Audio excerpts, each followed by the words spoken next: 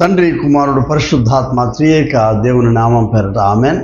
మన తండ్రి అయిన దేవుని ప్రభు అయిన యేసుక్రీస్తు నుండి కృపా సమాధానములు మీకు కలుగునుగాక. ప్రియ విశ్వాసులారా,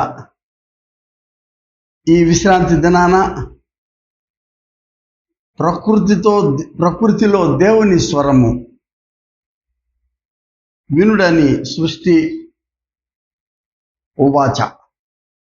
అంటే ప్రకృతిలో దేవుని స్వరము వినేటటువంటి ఆలోచన మనకు సృష్టి ఇస్తుందనే అంశాన్ని మనం కలిసి ధ్యానం చేయడానికి మిమ్మల్ని ఆహ్వానిస్తున్నాను. తత్సంబంధమైన వాక్యం కొరకు పరిశుద్ధ గ్రంథంలో యోబు గ్రంథం 12వ అధ్యాయం 7వ వచనం నుంచి కొన్ని వచనాలు 10వ వచనం నుంచి మీ కొరకు కొన్ని వచనాలు చదివి వినిపిస్తాను. Let me read it from 8. భూమిని గూర్చి ధ్యానించిన ఎడల అది నీకు బోధించును, సముద్రములోని చేపలను నీకు దాన్ని వివరించును. వీటి అన్నిటిని బట్టి యోచించుకుని ఎడల యెహోవా హస్తము వీటిని కలుగు చేసినట్టు తెలుసుకున్న లేనివాడెవడు? జీవరాశుల ప్రాణమును మనుషులందరి ఆత్మలను ఆయన వశంలో ఉన్నవి కదా. చిన్న ప్రార్థన చేస్తున్నాం. అతి పరిశుద్ధుడైన తండ్రి, నిత్యుడైన దేవ, మా యేసుక్రీస్తు ప్రభు తండ్రి, అనునిత్యమైన నీ ప్రేమలో మమ్మను బలపరిచి భద్రపరిచి సజీవులుగా మమ్ముంచి ఈ ఉదయకాలంలో మరొకసారి నీ పవిత్ర నామం పేరట నీ వాక్యాన్ని మేము ధ్యానం చేయడానికి తండ్రి మేము చేరి ఉండగా మాతో మీరుండండి, మమ్మల్ని నీ స్వాధీనంలోకి తీసుకునండి. నీ పవిత్ర వాక్కు, నీ స్వరము, నీ సందేశం మేము వినడానికి కృపను గురించి మా హృదయాలను మీరు సంధించి నీ వైపు ఆకర్షించుకోమని యేసునామం పేరట వేడుకొనుచున్నాం పరమ తండ్రి, ఆమెన్. ప్రభు అయిన యేసుక్రీస్తు దివ్య నామం పేరట మీ అందరికీ మా శుభములు, మా ఆశీస్సులు.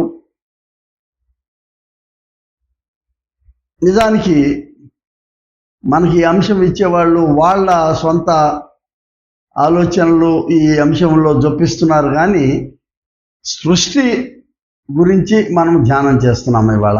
అంటే దేవుని సృష్టి గురించి, సృష్టికి దేవునికి ఉన్నటువంటి అవినాభావ సంబంధం, దేవునిపై ఆధారపడిన సృష్టి, మానవునికి సృష్టితో ఉండవలసినటువంటి ఈ యొక్క అనుబంధం గురించినటువంటి ఇదంతా ఈ అంశం గురించి మనం కలిసి ధ్యానం చేద్దాం ఇవాళ.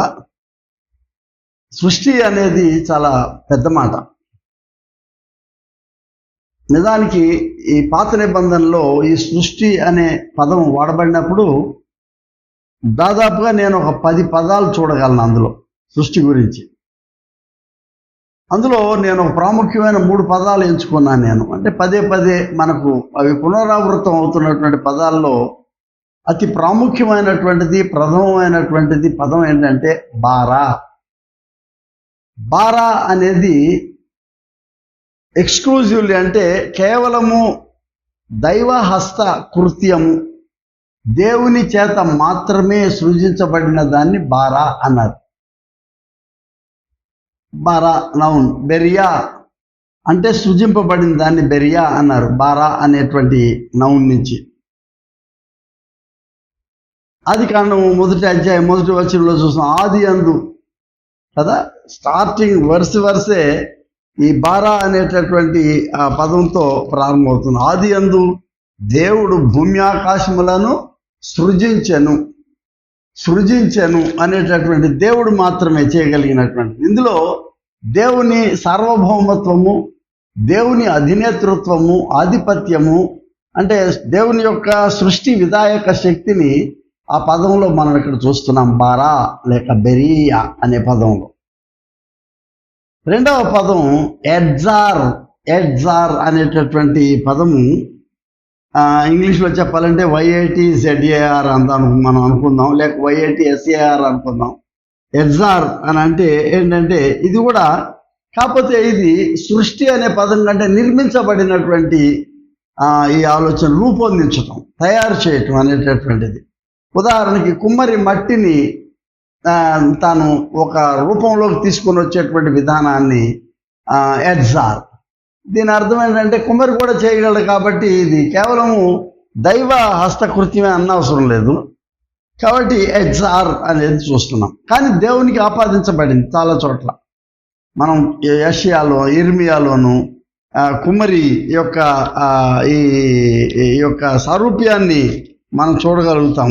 ఏది దేవుడు ఎలా మానవులను రూపొందించినటువంటి విధానాన్ని పదే పదే మనం కుమ్మరి యొక్క సారూప్యం ద్వారా మనం చూడగలుగుతూ ఉన్నామని నేను చెప్పగలుగుతున్నాను. కాబట్టి ఈ ఎడ్సార్ అనేటటువంటిది దేవుని ప్రక్రియ, అలాగే మానవుని చేత రూపొందించబడిన విధానాన్ని కూడా మనం చూస్తూ ఉన్నాం. మూడవ పదం ఏంటంటే ఆశా అనేటువంటిది. ఆశా అనేది మనం ఇంగ్లీష్లో పోయం అంటాం, గ్రీకులో కూడా పోయియో అంటే చేయటం అనేది, డూయింగ్, మేకింగ్ అనేది పోయియో. మనం దావీదు కీర్తన 104లో మనం ఈ పదాలన్నీ చూస్తాం. 104:24 వచనంలో చూద్దాం మనం. అక్కడేముందంటే, ప్రభువా నీ కార్యములు ఎన్నెన్ని విధములుగా ఉన్నవి, జ్ఞానము చేత నీవు వాటన్నిటినీ నిర్మించితివి, రూపొందించితివి. ఏదో మానవుడు కూడా ఈ పనిని దేవుని యొక్క పోలికలో అతను చేయడాన్ని చూస్తూ ఉన్నాం మనం. పద్యం రాయటం, పాట రాయటం, రచన చేయటం, ఇటువంటివి కూడా ఒకవేళ చేయడానికి కిందే వస్తాయి. కాబట్టి అందుకే ఇంగ్లీష్లో పోయం అని అన్నారు, పోయియో అని గ్రీక్ మాట. ఆశా అనేటువంటి మానవ హస్తకృత్యం ఇది. సో ప్రకృతిలో దేవుని స్వరము వినుట, సృష్టి కూడా మాట్లాడును అనేటువంటి ఈ యొక్క పెద్ద విస్తృత ఈ అంశం మీద మనము కలిసి చేసేటటువంటి ఈ ఆలోచనను మనం గమనిస్తూ ఉంటాం. ఈ ఆలోచనలో వైకోస్ అనే పదం చాలా ప్రాముఖ్యమైంది. వైకోస్ నుంచి హౌస్ అనేది వచ్చింది. వైకోస్ అంటే డ్వెల్లింగ్ ప్లేస్, ఒక నివాస యోగ్యమైనటువంటి స్థలం అది. సో కొన్నిసార్లు ఏమంటామంటే, మనం కేవలం మన కొరకు నిర్మించుకున్న 4 గోడలదే కాకుండా, ఇట్ కెన్ బి ఒక గుడిసె అవ్వచ్చు, ఓ ఇల్లు అవ్వచ్చు, మేడ అవ్వచ్చు, మిద్దె అవ్వచ్చు. కానీ ఈ విస్తృతమైనటువంటి అంచులు లేనటువంటి ఆకాశమే గుడారంగా కలిగినటువంటి ఈ భూమి కూడా వైకోస్ కిందే లెక్క. ఎందుకంటే ఇది నివాస యోగ్యమైన స్థలం కాబట్టి ఇది వైకోస్. దానిలో నుంచి 3 పదాలు మనం విస్తృతంగా వాడుతూ ఉన్నాం. ఈ యొక్క పెరిగేటటువంటి విద్యలో గమనించేటటువంటి పదాలు. అందులో ఏంటంటే వైకోనామిక్స్ అంటే ఎకనామిక్స్ అంటాము. ఎకనామిక్స్ అంటే అర్థం ఏంటంటే ఆర్థిక విధానమైనటువంటి విషయాలన్నీ కూడాను, ఆర్థిక పరమైనటువంటివి. మన ఆదాయం ఎంత, మన యొక్క ఖర్చు ఎంత, తర్వాత ఇవన్నీ కూడా మనం ఏమి అభివృద్ధి చేస్తున్నాము, దాని నుంచి వచ్చే ఫలితం ఏంటి, ఫలాలు ఏంటి, ఇదంతా కూడా అంచనా వేసేటటువంటిది ఎకనామిక్స్, ఎకనామిక్స్. రెండవది ఏంటంటే లోగోస్, ఇకాలజీ అన్నాం. ఇకాలజీ అనేది అంటే జీవావరణ శాస్త్రం. ఇది మన భూమిపై మన చుట్టూ, మానవుల చుట్టూ అంతరించుకున్నటువంటి జీవం అంతటి గురించి, అనేక రకాల్లో జంతువులు కావచ్చు, పక్షులు కావచ్చు, జలచరాలు కావచ్చు, వృక్షాలు కావచ్చు, ఈ జీవావరణము మొత్తం అంతటినీ కూడాను మనం చూస్తున్నాం.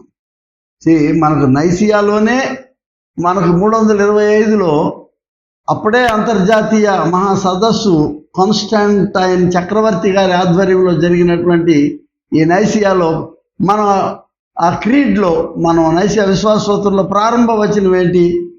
పరలోక భూలోకములను దృశ్యాదృశ్యములను అన్నిటినీ సృష్టికర్తయు సర్వశక్తుల తండ్రి అని ఒక్కడే దేవుడు నిర్మించాడని నమ్ముతున్నాం. భూమి ఆకాశం. ఇక్కడ మనం దీంట్లో భూమి ఆకాశం అన్నాం, కానీ మనం బైబిల్లో ఏమన్నా ఆకాశము భూమి అనేది ముందు నిర్మించిన వాడు ఆయనే. ఇది ఇకాలజీ. ఇంకో రకంగా చెప్పాలంటే ఏంటంటే ఈ గృహపరమైనటువంటి మన చుట్టూ ఉన్న పరిసరాల గురించి మాట్లాడే శాస్త్రం ఇది ఇకాలజీ అనేటువంటిది. మూడవది ఐకోస్, ఎక్యూమెనిక్స్ అన్నాం. అంటే నేను నా చుట్టూ ఉన్నవాళ్ళు, నాకు సంబంధించినటువంటి వాళ్ళు. ఎక్యూమెనికల్ రిలేషన్షిప్ అంటే నా చుట్టూ ఉన్న వాళ్ళందరితోనూ నాకు కావాల్సిన సత్సంబంధాలు, సార్వత్రికత, సంఘైక్యత, లేకపోతే ఐక్యతా విధానము, మన చుట్టూ ఉన్న పరివారము, ఇదంతటి గురించి మాట్లాడేది ఇకాలజీ. సరే, 3 పదాలు మళ్ళీ మననం చేస్తాం మీకు. ఎకనామిక్స్ అంటే వైకోస్నామిక్స్ అంటే గృహపరమైన ఆర్థిక విధానం. ఇకాలజీ అంటే మన పరిసరాలు, మన చుట్టూ ఉన్న సృష్టి, చెట్లు, చేమలు. ఎక్యుమెనిక్స్ అంటే మన యొక్క పరివారము, మనతో చుట్టూ ఉండేటటువంటి వాళ్ళందరి గురించి సంబంధించినటువంటి ఇది. మనం వైకోస్ అనే ఈ భూమిపై మన యొక్క జీవన విధానాన్ని పెంపొందింప చేయడానికి, సత్సంబంధింప చేయడానికి ఏర్పడినటువంటి మన యొక్క విస్తృతమైన అంశాలని మనం గమనించాలి. దేవుడు ఆదికాండంలో ఆయన ఏం చెప్తున్నాడు? ఆదాము హవ్వల్ని తయారు చేసిన తర్వాత ఆయన చక్కగా వాళ్ళకి ఒక బాధ్యతను అప్పగిస్తున్నాడు. ఏంటంటే ఆదికాండం 1:28 మీరు ఫలించి అభివృద్ధి పొంది విస్తరించి భూమిని నిండించి దానిని లోపరుచుకొనుడి, సముద్రపు చేపలు, ఆకాశ పక్షులు, భూమి మీద ప్రతి జీవిని ఏలుడని దేవుడు వారితో చెప్పాను. అలాగే దేవుడు అన్నాడు, ఇదిగో భూమి మీద ఉన్న విత్తనములు ఇచ్చు ప్రతి చెట్టు, విత్తనములు ఇచ్చు వృక్ష ఫలములు గల ప్రతి వృక్షము మీకు ఇచ్చి ఉన్నాను, అవి మీకు ఆహారమగును. భూమి మీద ఉండే జంతువులన్నింటినీ, ఆకాశ పక్షులన్నింటినీ, భూమి మీద సమస్త జీవులు, పచ్చని చెట్ల నీవు ఆహారమగునని ఆ ప్రకారం ఆయన. ఇది అయిన తర్వాత మానవులు ఏం చేస్తున్నారు? దేవుడు మనకిచ్చిన బాధ్యత ఏంటంటే భూమిని పండించుకో, భూమిని ఏలుబడి చేసుకో, భూమితో సత్సంబంధం కలిగి ఉండు, నీవు భూమితో కలిసి జీవించు అని చెప్తే మనవాళ్ళు భూమిని వదిలిపెట్టి పైకి చూస్తున్నారు. చంద్రుడు, సూర్యుడు, మేము వెళ్ళాలా చంద్రుడి దగ్గరికి, మేము సూర్యుడి దగ్గరికి, నీకు చెప్పాడా దేవుడు వెళ్ళమని? అంటే కొంచెం మన తెలుగులో ఏమంటామంటే అతి తెలివి అంటాం మనం. కాబట్టి ఇదేంటంటే అధికమైన జ్ఞానం. ఇది కొంచెం నష్టానికి దారితీస్తుంది. ఎందుకంటే బాబెల్ అప్పుడు కూడాను రాజు ఏం చేశాడు? మనం ఒకే జాతి, ఒకే భాష మాట్లాడే వాళ్ళం, పైకి వెళ్ళిపోయి దేవుడి దగ్గరికి మనం కూడా సమానంగా ఆకాశ ఆ యొక్క హర్మ్యాలు కట్టుకుందాం అన్నట్టు స్కై స్క్రాపర్ కడదాం అనుకున్నాడు. ఏం చేశాడు దేవుడు? అది ఛిద్రం అయిపోయింది. కొంచెం ఆ పాఠం నేర్చుకొని మన వాళ్ళు ఆ జ్ఞానం ఏదో భూమి మీదే ఉపయోగిస్తే చాలా గొప్ప మేలు జరుగుతాయి మానవులకి అనేది గమనించింది. మన వాళ్ళు ఎంతసేపు పోయి చంద్రుడి దగ్గర ప్లాట్లు వేద్దాము, రియల్ ఎస్టేట్ వ్యాపారం చేద్దాము, ఇది స్వార్థంతో కూడినటువంటి పని. ఇది గమనించగలిగితే మన భూమి మీద చాలా సమాధానం దొరుకుతుంది. I'm not against scientific advancement. NASA వాళ్ళు చేసేదంతా గొప్ప విషయాలే. కానీ దేవుడు మనకు అప్పచెప్పబడినటువంటి బాధ్యత బిబ్లికల్గా మనం చూసి ఇది వదిలిపెట్టి మనం ఇంకెక్కడికో వెళ్ళాలనేటువంటి తపన పైన కాదు చూడవలసింది, మనము కింద భూమిని గమనించుకోవాలి. అందుకే బెర్నార్డ్ క్లైర్వాక్స్ అనేటటువంటి ఒక మహా యోగి పొంగవుడు ఆయన ఏమన్నాడంటే థియాలజీ ఆఫ్ ది ఎర్త్ అన్నాడు. అంటే భూమికి సంబంధించినటువంటి దైవజ్ఞానం, భూమి ద్వారా ఉత్పన్నమయ్యే దైవజ్ఞానాన్ని మనం నేర్చుకోవాలి అని అంటున్నాడు ఆయన. జోహన్నెస్ ఎకార్ట్ అనేటువంటి ఇంకొక మేధావి ఏమంటాడంటే ఆయన భూమి యొక్క వేదన గురించిన బాధ్యత తీసుకోవాలి మనం. భూమి కూడా దుఃఖపడుతుందనే తర్వాత చూస్తాం మనం అక్కడ. అందుకే ఫ్రాన్సిస్ ఆఫ్ అసిసి జంతువులను, పక్షులను అన్నింటినీ దగ్గర తీసి మొక్కలను అవన్నీ తీసుకొని వస్తాడు. He is known as the pattern of ecology. ఈ పరిసరాలు, మన చుట్టూ భూమి మీద ఉన్న వనరులు అన్నిటి వరకు ఆయన పితామహుడు అని చెప్తున్నారు ఆయన. విలియం కేరీ కూడా ఆయన లవర్ ఆఫ్ నేచర్, ఈ యొక్క ప్రకృతిని బహుగా ప్రేమించినటువంటి వాడుగా ఆయన చూస్తాం మనం.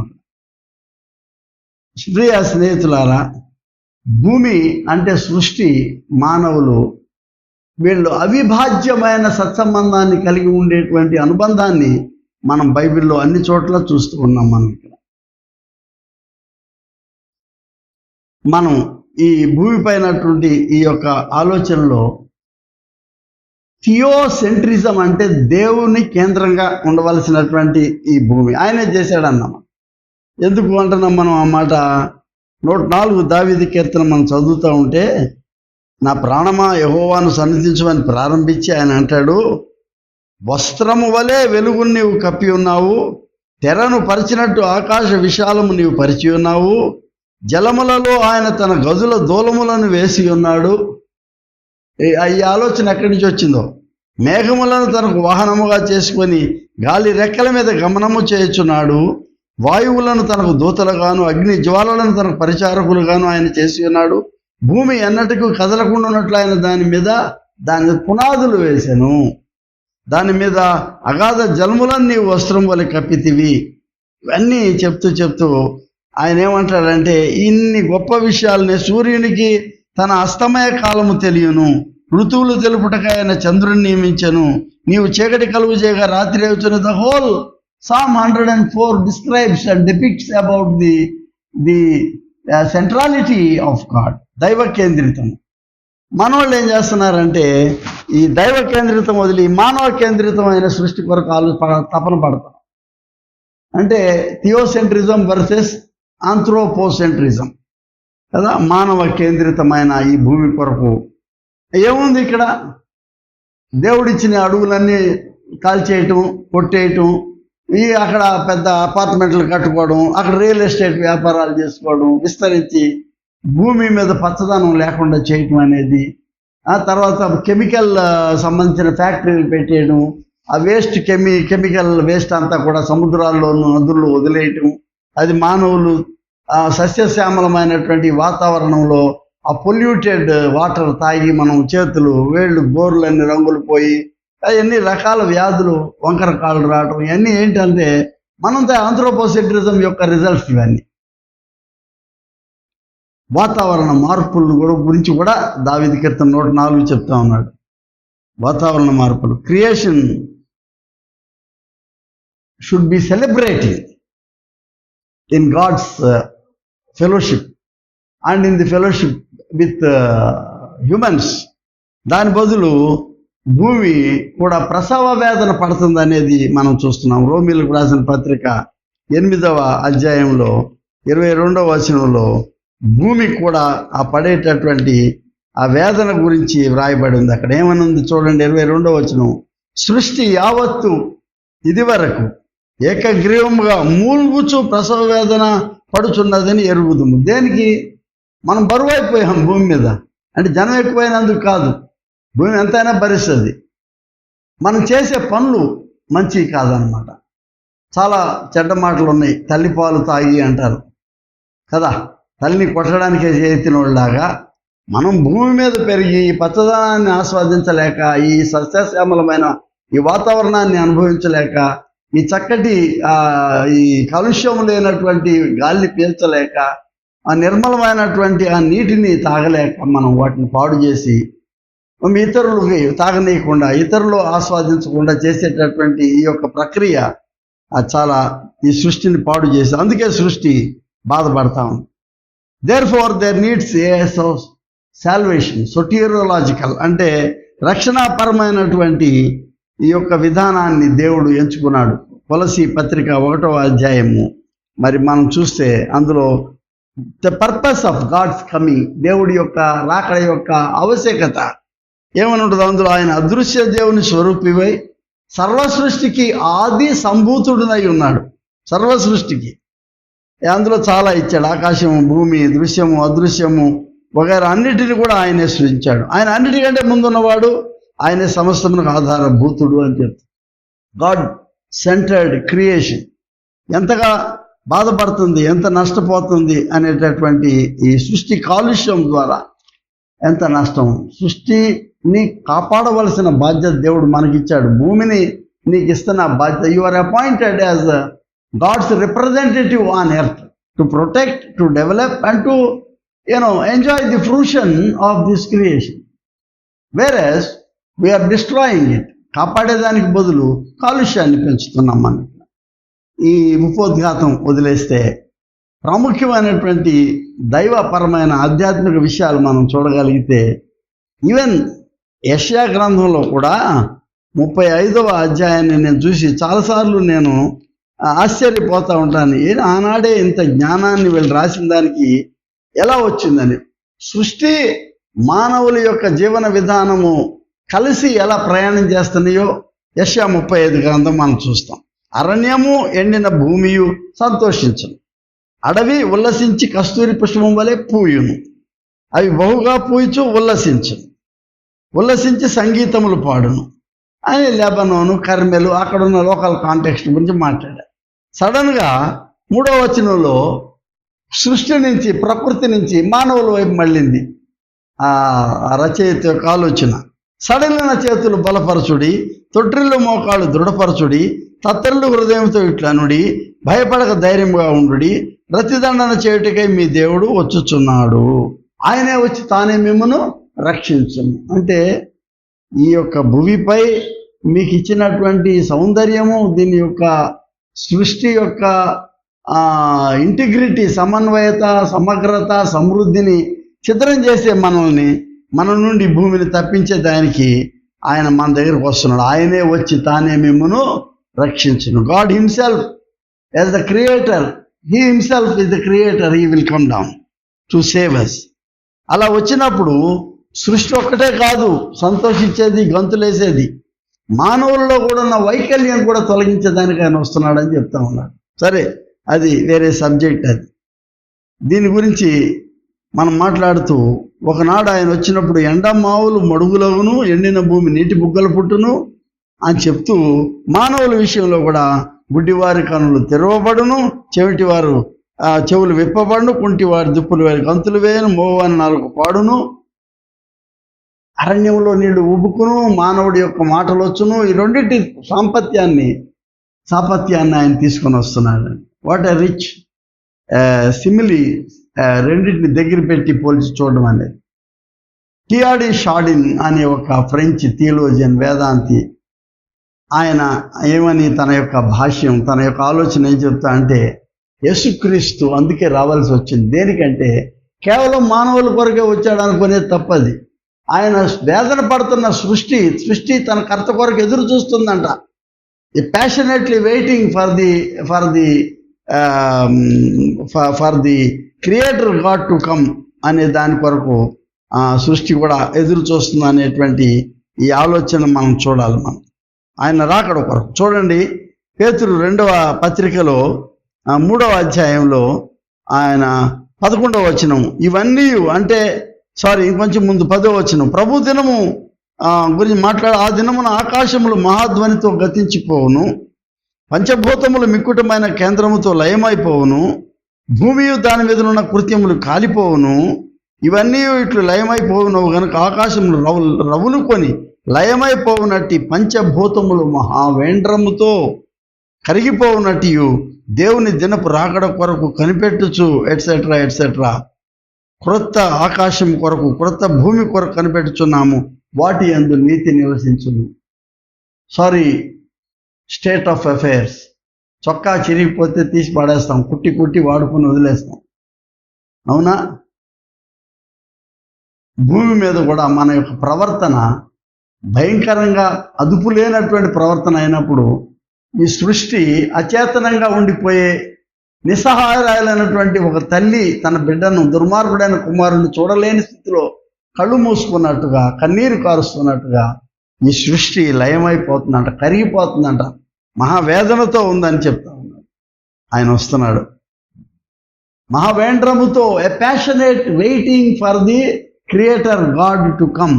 దానికే టిఆర్డి షార్డిన్ అనే వేదాంతి ఏమన్నా అంటే, he is the one who is coming is cosmic Christ, అంటే సృష్టి విధాయక క్రీస్తు ఆయన ఇంకో మాట ఏమన్నా అంటే, ఆయనతో ఫుల్ స్టాప్. ఇక ఆయన రావటం ఇటు సృష్టికి ఇటు మానవునికి రెండు పరిష్కృతిని కలుగజేస్తాడు. అందుకే ఆయన ఒమేగా పాయింట్ అన్నాడు. అంటే ఏంటి?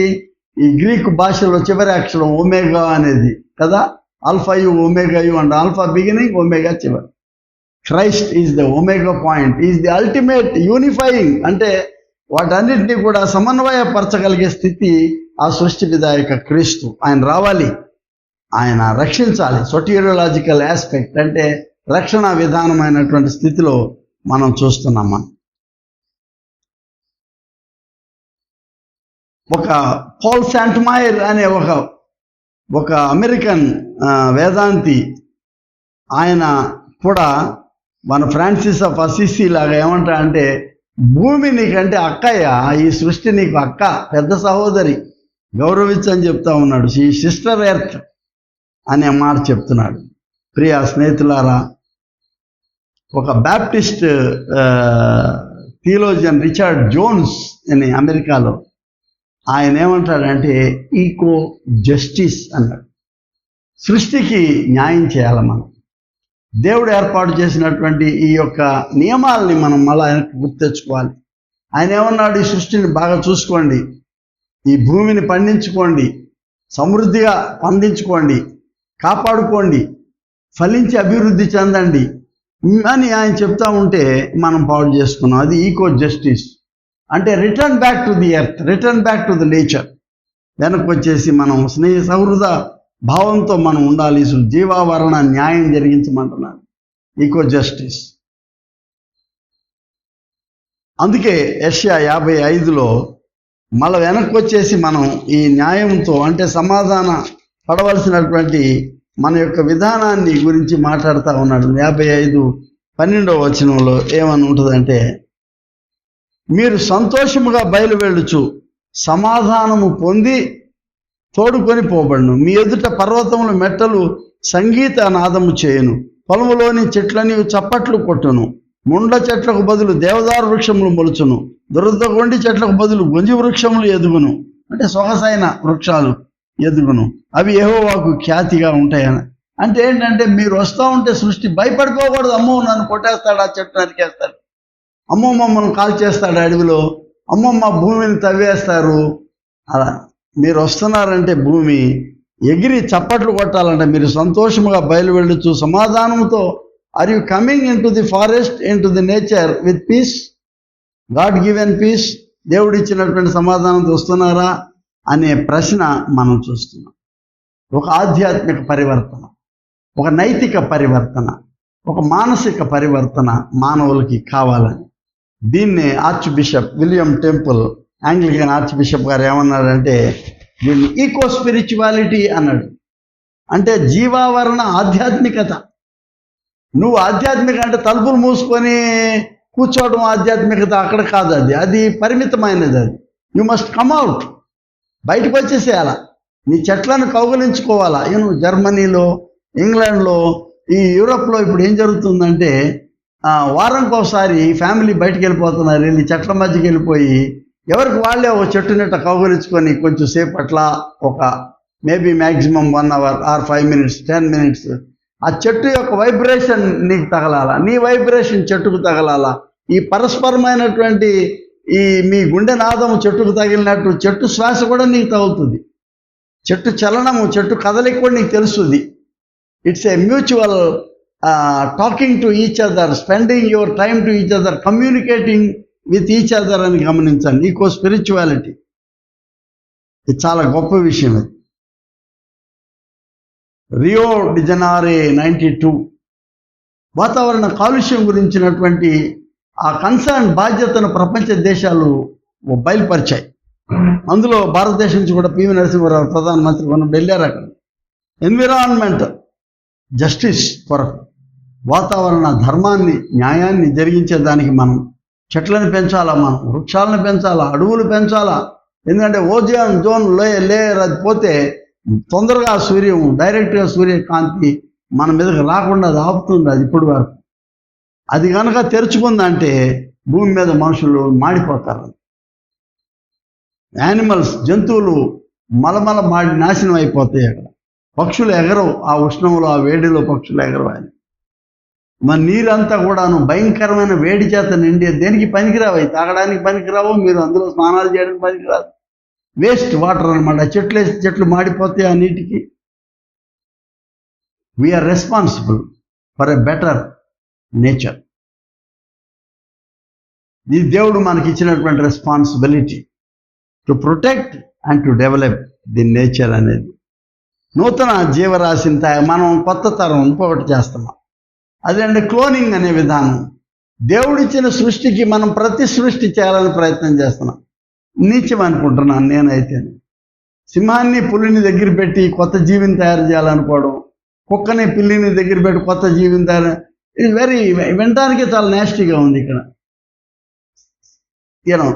సహజంగా లేదు. ఇది అసహజమైన పనులు చేయడానికి చాలా పొరపాట్లు జరుగుతున్నాయి. మన చుట్టూ ఉన్న బయోడైవర్సిటీ అంటే జీవ వైవిధ్యం, ఆ వైవిధ్యాన్ని మనం గమనించాలి. మనకు తెలియదు ఇంకా చాలా మొక్కల పేర్లు తెలియదు, చాలా పువ్వుల పేర్లు తెలియదు, ఇంకా రకరకాల ఫలాలు మనకు ఎంతసేపు మామిడికాయ జాంకాయలు అనుకుంటున్నాం, కానీ ఎన్ని ఉన్నాయో మనకు తెలియనటువంటివి ఇంకా మనం పరిచయమే కాలేదు వాటి దగ్గరికి. వాటిలో మనం నేర్చుకోవాల్సినటువంటి ఈ ensure environmental protection in your house, in your family. నేను అందుకే ఎప్పుడు గురువుగా ఉన్నప్పుడు గురించే చెప్తా ఉన్నాను. ప్రతి ఇంటికి వెళ్తే చిన్న సీసాలో నీళ్లు పోసి ఒక మొక్కను పెట్టి మీ మంచం దగ్గర కిటికీ దగ్గర పెట్టండి, ఆ గాలి మీరు పీలుస్తారు, పచ్చదనం కనబడుతుంది నిద్ర లేవగానే మీకు. ఇంట్లో మూల కుండీ పెట్టండి, అక్కడ చెట్టుని పెట్టండి చక్కగా. మనోళ్ళు అట్లా బోల్డ్ పేర్లు పెట్టారు, మనీ ప్లాంట్ అని ఇట్లాంటివి అని పెట్టారు. ఆశతోనన్నా వీళ్ళు పెంచుతారని. ఇంటి చుట్టూ చెట్లు నాటండి, సరదాగా స్థలాన్ని వేస్ట్ చేయకండి. So for a peaceful atmosphere, for a peaceful coexistence with the nature మనం ప్రయత్నం చేయాలి అక్కడ. అందుకే ఈ అథర్వ వేద కూడా 11వ అధ్యాయం 9వ సూక్తిలో ఏముంటుందంటే, ఈ యొక్క భూమిని మనం చీల్చకుండా సమాధానం ఎక్కడ చూసినా కూడా సమాధానంతో మనం జీవించాలి. అంటే నీళ్లు ప్రైవేటైజ్ చేస్తున్నాం కదా, గాలి ప్రైవేటైజేషన్ అయిపోయింది. మన చుట్టూ ఉన్న వాతావరణం ఈ కెమికల్ ఫెర్టిలైజర్స్, పెస్టిసైడ్స్, ఆ ఫ్యాక్టరీస్ వల్ల వచ్చే నష్టాలు, మొక్కలు నష్టపోతున్నాయి. అందుకని ఆర్గానిక్ న్యాచురల్ ఆహారం తినమని చెప్పేది మనకు. అందుకు the richness of flora and fauna, ఈ జీవవృక్ష వైవిధ్యాన్ని, పర్యావరణ వైవిధ్యాన్ని, వృక్షజాలము, జంతుజాలము, ఇదంతా కూడా అభివృద్ధి చెందాలండి. మనతో పాటు అది అభివృద్ధి చెందాలి. మన చుట్టూ ఉన్న బ్యూటీ అండ్ డైవర్సిటీ, సౌందర్యము, దీని యొక్క బహుళత్వము, విభిన్నత, దాన్ని ఎంజాయ్ చేయడం మనం నేర్చుకోవాలి. మనం సామాజిక, సాంస్కృతిక, నైతిక, ఆధ్యాత్మిక నిర్మలత్వము, నిష్కల్మషత మనకు కావాలంటే ఇలా పెంపొందింపబడాలి. మనం సృష్టి వైవిధ్య నాశనం నుంచి, ఆర్థిక సంక్షోభం నుంచి మనం శాంతితో కూడినటువంటి వాతావరణాన్ని, అంటే from ecological degradation, ecological deprivation and ethical deterioration నుంచి మన మార్గం మలుచుకొని మనం ఏం చేయాలంటే మన పరివర్తన, మన బాధ్యతను మనం పెంపొందించుకోవడానికి. ఉదాహరణకి నో ప్లాస్టిక్ అన్నారు. ప్రభుత్వం నో ప్లాస్టిక్ అన్నప్పుడు ఎందుకు దొంగచాటుకు వెళ్ళి కొనుక్కోవాలో? ఇంకా ఆల్టర్నేటివ్ ఏంటో కొనుక్కుందాం. మన చిన్నప్పుడు మట్టి పాత్రల్లోనే భోంచేసాం, వండుకున్నాం. మట్టి గ్లాసులు, పింగాణి గ్లాసులు, గాజు గ్లాసులు తాగంతా మట్టి నుంచి వచ్చిందే కదా, అవి వదిలిపెట్టాం. మనం నిరంతరము ఏదో ఒకటి నవీనపరచుకునేటటువంటి విధానాన్ని మనం నేర్చుకున్నాం. కానీ సృష్టి నుంచి నేర్చుకోవాల్సింది నెంబర్ 1 నిరంతర నవీనత్వం. సృష్టి ఎప్పటికప్పుడు కొత్త చిగురు వేసుకుంటుంది. సృష్టి దగ్గర నేర్చుకోవాల్సింది ఏంటంటే, ఈ కాలంలో సృష్టి ఆకులు ఎండిపోతున్నాయి, అలా నిరాశ చెందటం లేదు. దెర్ ఈజ్ ఎ హోప్, ఒక నిరీక్షణ.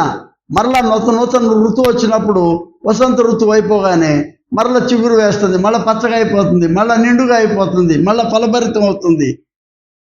Ever renewing process is nothing but reaffirming our faith in Christ with a great hope. ఒక నిరీక్షణతో క్రీస్తు వస్తున్నాడు, మళ్ళా వస్తున్నాడు. ఇందాక చెప్పినట్లు సృష్టి కూడా ఎదురు చూస్తుంది సృష్టికర్త వరకు. ఆయన వచ్చినప్పుడు ఆయన చేయి మన ఈ యొక్క ప్రకృతి మీద ఉండాలి. రీఅఫర్మేషన్ ఆఫ్ అవర్ ఫెయిత్, విశ్వాస ఉద్ఘాటన జరగడానికి చెట్లను పెంపొందింపచేయండి. క్రిస్టోసెంట్రిక్ సెలబ్రేషన్ ఏంటి? ఆంథ్రోపోసెంట్రిక్ అంటే మానవ కేంద్రిత విధానం నుంచి పక్కకి వెళ్ళిపోయి మనం దైవ కేంద్రితమైన, క్రీస్తు కేంద్రితమైనటువంటి ఈ సృష్టి విధానాన్ని ఒప్పుకోవడానికి ప్రయత్నం చేయండి. మనం రవీంద్రనాథ్ ఠాగూర్ గారు వెళ్ళి ఓసారి అక్కడ చెట్టు దగ్గర నుంచొని అడిగాడంట, నీకేమన్నా దేవుడి గురించి తెలుసా? తెలిస్తే చెప్పు అన్నాడంట. అనగానే ఆ చెట్టు ఆకులు, పుష్పాలని అట్ట ఊపి చూపించిందంట. అంటే ఏంటి? ఎక్కడ బ్లాసమింగ్ ఉంటే, ఎక్కడ చిగురు ఉంటే అక్కడ దేవుడి యొక్క నూతన ప్రక్రియ జరుగుతుందండి. And he is God who gives new life, who gives new fruition, who gives ఈ న్యూ స్ప్రౌట్స్. అనేది మనం గమనించాలి. నెల్సన్ మండేలా గారు అంటున్నాడు, ఆయన ఏమన్నా ట్రీస్ ఆర్ మై టెంపుల్స్ అన్నాడు. ప్రతి వృక్షం నాకు ఒక టెంపుల్ అంటున్నాడు. ఈ ఫారెస్ట్స్ అన్ని నా కెథెడ్రల్స్ అని చెప్తున్నాడు ఆయన. మిఖాయిల్ గోర్బచేవ్ గారు కూడా ఆయన అదే అన్నాడు, రష్యన్ ప్రీమియర్గా. ఈ సృష్టిలో ఉన్న సృష్టి అంతా కూడా పెద్ద కెథెడ్రల్స్ అని. అక్కడ మనం నేర్చుకోవాల్సింది చాలా ఉంది అంటున్నాడు ఆయన. ఇక్కడ ఇంకొకటి గమనించాలి ఏంటంటే, మనం ఈ క్రియేషన్ ఆర్ నేచర్ క్రీస్తుని పోలి అవి ఎదుగుతున్నాయి. మనం ఆ పోలి చేయలేకపోతున్నాం. పౌలు అంటాడు, నేను క్రీస్తుని పోలి ఉన్న ప్రకారం మీరును నన్ను పోలి అంటే క్రీస్తుని పోలి ఉండమని అడుగుతున్నాడు ఆయన. Imitation Christ. కానీ సృష్టి నేర్చుకుంది అక్కడ. ఏంటి నేర్చుకుందంటే, Jesus Christ came here to give and to forgive. దేవుడు లోకమును ఎంతో ప్రేమించాడు, ఈ సృష్టిని ప్రేమించాడు. అది నాశనం అవ్వకుండా ఉండాలంటే ఆయనే ఈ లోకానికి రావాల్సి వచ్చింది. ఆయన అద్వితీయ కుమారునిగా ఇమ్మానుయేల్గా ఈ లోకానికి వచ్చాడు ఆయన, టు ఫర్గివ్ us. చెట్లు కూడా అంతే, నువ్వు నరికేసినా కాల్చినా అవి మళ్ళీ మళ్ళీ మళ్ళీ మళ్ళీ చిగురిస్తున్నాయి. అవి చెట్లు కూడా they give and they forgive us. అవి గొప్ప లెసన్ నేర్చుకుంటున్నాయి. ప్రభు వారి ప్రమేయం అన్ని చోట్ల క్రీస్తుని చూడడం కొత్త పాఠం. మనం ఇక్కడ అన్ని చోట్ల క్రీస్తుని మనం చూడగలుగుతూ ఉన్నాము. ఏంటదేనంటే, ఆయన గాలిని తుఫానుని గద్దించాడంటే ఆయన సృష్టికర్త, సృష్టిని ఆధిపత్యంలో ఉంచుకున్నటువంటి ఆయన గొప్పతనాన్ని, మానవ ఆధ్యాత్మికత ఇందులో గమనించాలి మనం. అక్కడ హ్యూమన్ స్పిరిచువాలిటీ అనేది లేదు ఎక్కడ. మనతో ప్రకృతి లేకుండా మనకు ఈ ప్యూర్ హ్యూమన్ స్పిరిచువాలిటీ అని ఉండదు. అది మనం వీఆర్ రిప్రజెంటేటివ్స్, దేవుని యొక్క ప్రాతినిధ్యాన్ని వహిస్తున్నాం ఈ సృష్టిలో అని మనం గమనించాలి. యోహాను సువార్తలో ప్రభువారు 3 సార్లు పీస్ బీ విత్ యూ అంటున్నాడు, సమాధానం మీకని. ఎన్నిసార్లు అనాలి మనకు? ఆయన మన మధ్యకు వచ్చి సమాధానం ఇచ్చినాడు. అది మనం ఆయన బాధ్యతను తీసుకొని ఆయన ప్రతినిధులుగా ఈ సృష్టిలో ఈ సమాధానాన్ని మనం ప్రకటించే వాళ్ళంగా మనం ఉండాలి. We are representatives of creation. Creation మనకు ఒక దేవుని యొక్క ఆలయం అనేది గమనించాలి మనం. అందుకే మన ఇళ్లలో చిన్న చెట్టు ఏమనేది దేనికంటే ఆ పవిత్రతను మనం చూడగలగటానికి. పవిత్రతను మన గృహంలోకి రాగానే ఆ చెట్టు గాలికి ఇట్లా చాలా వీస్తుంది, నేను దీవించినట్లు. కొత్త కొత్త చిగుర్లు వేస్తుంది. అంటే నీకు ఒక నూతనమైనటువంటి ఆశను కలుగజేస్తుంది. అది నూతనమైన ఫలాలు నీకు అందిస్తుంది. అంటే అదొక టెంపుల్గా మనం భావిస్తున్నాం. అంటే టెంపుల్లో ఏముంటుంది? దేవుని సన్నిధి ఉంటుంది. ప్రతి వృక్షం దగ్గర దేవుని సన్నిధి ఉంటుంది, దేవుని జీవం ఉంటుందని ఆచార్య జగదీష్ చంద్ర బోస్ ఆయన యొక్క రీసెర్చ్లో ఆయన చెప్పాడు. ఆయన every tree lives and speaks అనేది గమనించాలి మనం. ఫర్గివ్నెస్ చెట్ల దగ్గర నేర్చుకోవాలి మనం. రికన్సిలియేషన్ చెట్ల దగ్గర నేర్చుకోవాలి మనం. రాడికల్ షిఫ్ట్ చేయాలి. గొప్ప మార్పు, పునర్నిర్మాణాన్ని మన దగ్గర నుంచి ఎక్కడి నుంచి స్టార్ట్ అవ్వాలి? డౌన్ టు ఎర్త్ నుంచి, మళ్ళా భూమి నుంచే మనం ఈ యొక్క క్రొత్త జీవితాన్ని మనం నేర్చుకోవాలి. 3 రకాల మన యొక్క స్పృహ. ఒకటి సెల్ఫ్ కాన్షియస్నెస్ నుంచి, అంటే నేను, నా ఇల్లు, నా చుట్టూ ఉన్న వాతావరణం, నా ఫ్యాక్టరీ అంతవరకే స్వార్థం అయితే భోపాల్ ట్రాజడీ, వైజాగ్ ట్రాజడీ, ఎక్కడెక్కడ నష్టాలు జరిగినాయి. వందల మంది ఈ కల్మషంతో ఉండినటువంటి పొగని పీల్చి చచ్చిపోయి వాళ్ళని చూసాం మనం. Move away from self consciousness to God consciousness. అలా వెళ్ళేదానికి మధ్యవర్తిత్వం ఒకటి ఉంది అక్కడ. ఏంటంటే త్రూ ఈకో కాన్షియస్నెస్, అంటే జీవావరణ స్పృహ కావాలి మనకి. అక్కడి నుంచి ఒకసారి హాఫ్ స్టెప్ అండ్ జంప్ కాదు. మొదట నీ చుట్టూ ఉన్న సృష్టితో, నీకంటే ముందు సృజించబడిన అక్క అన్నాడు కదా, ఆ సృష్టి ప్రకృతిని మనం ఆస్వాదించి అక్కడి నుంచి మనం దేవుని సన్నిధిని మనం ఆస్వాదించడానికి మన ప్రయాణం ఉండాలి. ప్రియ స్నేహితులారా, అందుకే యెషయా 65లో చెప్తా ఉన్నాడు ఏంటంటే, నూతన ఈ యొక్క భూమిని, నూతన భూమిపై ఉన్న పునాదులు, నూతన ఆకాశం, నూతన నీడ ఆయన మనకు కావాలి. మనం మూవ్ అవే, ఈ వేదన పొందిన సృష్టి నుంచి మనం మూవ్ అయిపోవాలి, అవతలకి వెళ్ళిపోయి నూతన భూమి పునాదులపై. యెషయా 65 మీకు వరకు చదివి వినిపిస్తాను. అదేముంటుందంటే అక్కడ, ఇదిగో నేను క్రొత్త ఆకాశం క్రొత్త భూమిని సృజించున్నాను. ప్రకటన 21లో కూడా చూస్తాం మనం అక్కడ, మునుపటివే మరుగుపడి జ్ఞాపకానికి రావు, నేను సృజించున్న దాని గురించి ఎల్లప్పుడూ హర్షించి ఆనందించుడి. అంటే you celebrate the creation, the nature. ఆ తర్వాత ఆయన అంటాడు, రోదన ధ్వని విలాప ధ్వని ఇక అందులో వినపడవు నూతన సృష్టిలో. ఇక్కడ కొద్ది దినంలే బ్రతుకు శిశువులు ఉండరు, కాలము నిండని ముసలి వారు ఉండరు, బాలురు 100 సంవత్సరం వయసు గలవారై చనిపోవుదురు. వాళ్ళు ఉండకూడదు, పాపాత్మ శాప. అంటే ఏంటంటే యాక్సిడెంట్లు ఉండవని, ప్రతి వాళ్ళు మినిమం శతాయుషు ఉండగలిగిన వాళ్ళు ఉంటారు. అంటే ఏంటంటే దాని సమృద్ధి, దానిలో వచ్చేటువంటి ఆ నిష్కల్మషమైన గాలి, నిష్కల్మషమైన నీరు, ఇవి నేను కలుగు చేస్తున్నాను అంటున్నాడు ఆయన. యెహోవా చేత ఆశీర్వదించబడిన 65 మనం నిజంగా చూడాల్సినటువంటి ఆ గ్రంథం అది. ఆయన మనకిస్తున్నటువంటి ఆ గొప్ప ఆ నూతన నిరీక్షణ మనం చూస్తున్నాం. ప్రకటన గ్రంథం 21 ఇది క్లైమాక్స్ మెసేజ్ ఏంటంటే, అంతటి నేను క్రొత్త ఆకాశం క్రొత్త భూమిని, అన్నీ నూతన ఆకాశం నూతన భూమి. ఎవడైనా క్రీస్తునందున్న వాడు నూతన సృష్టి. మొదటి ఆకాశం మొదటి భూమి గతించిపోయాం, సముద్రం ఇక లేదు. నేను నూతన యెరూషలేము, నూతన ఆ పరిశుద్ధ పట్టణము తన భర్త కొరకు అలంకరింపబడిన పెండు కుమార్తె వలె సిద్ధపడి పరలోకమందున దేవుని యొద్దకు దిగివచ్చుట సూచితిని. ఇదిగో దేవుని నివాసం మనుషులతో కూడా ఉన్నది. కూడా అంటే అర్థం ఏంటి? నీ కొరకే కాదు, అది నీకంటే ముందు సృష్టి ఉన్నది, ప్రకృతి ఉన్నది. కాబట్టి దేవుని నివాసం మనుషులతో కూడా ఉన్నది కదా. ఒక చోట ఏమంటాడు ఆయన, యెషయా 65లో, అక్కడ ఈ పర్వతం మీద తోడేళ్ళు గొర్రె పిల్లలు కలిసి మేయును. ఏంటది? గడ్డి మేయును. నీకంటే ముందే అక్కడ గడ్డి ఉందన్నమాట, అక్కడ ప్రకృతి ఉందని అర్థం అనమాట. అక్కడ సింహం ఎద్దు వలె గడ్డి తినను అంటే దాని అర్థం ఏంటి? నీకంటే ముందు అక్కడ కూడా ముందే దేవుని సృష్టి అక్కడ ముందు తయారు చేసుకున్నాడు ప్రకృతిని, తర్వాతే నువ్వు వెళ్తున్నావు. అందుకే ఆ మాట ఆయన వాడాడు ఏంటంటే, మనుషులతో కూడా ఉన్నది, ఆయన వారితో కాపురం ఉండు, వారు ఆయన ప్రజలైందురు, దేవుడు తానే వారి దేవుడై ఉండి వారికి తోడైండును, ఆయన వారి కన్నుల ప్రతి బాష్ప బిందును తుడిచివేయును, మరణం మీకు ఉండదు, దుఃఖమైన ఏడ్పైన వేదన అయినా మీకు ఉండదు. ఎన్ని చెప్తారండి మన ఆయుర్వేదము, రకరకాల మందులు తయారు చేసేవాళ్ళు. అడవుల్లోకి పోయి ఈ ఆకు ఇట్లా అండి, ఈ ఆకు ఇట్లా అండి, ఈ వేరు ఇట్లా అండి, ఈ కొమ్మ ఇట్లా అండి, ఎన్ని చెప్తున్నా అంటే, God has crept you know his entire richness of creation embedded in this creation. ప్రతి ఆకులో, ప్రతి పువ్వులో, ప్రతి కొమ్మలో, అన్నిట్లో కూడా దేవుడు తన యొక్క ఔషధాన్ని పెట్టాడు, తన యొక్క జీవాన్ని పెట్టాడు అక్కడ. దాన్ని మనం ఆస్వాదించాలి.